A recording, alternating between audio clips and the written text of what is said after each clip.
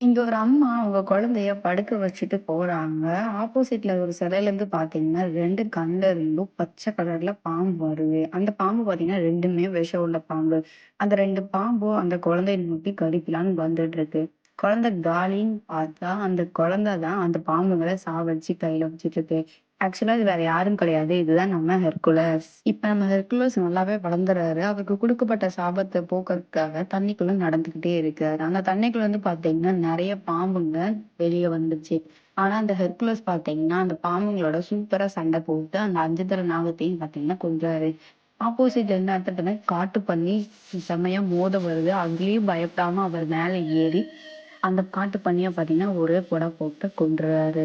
அதுக்கப்புறம் பார்த்தீங்கன்னா, ஒரு குகைக்குள்ள போறாரு. அங்க பார்த்தீங்கன்னா, மிகப்பெரிய சக்தி வாய்ந்த ஒரு சிங்கம் இருக்கு. ஆனா, அந்த சிங்கத்துல வந்து எந்த ஆயுதங்களையும் கொல்லவே முடியல.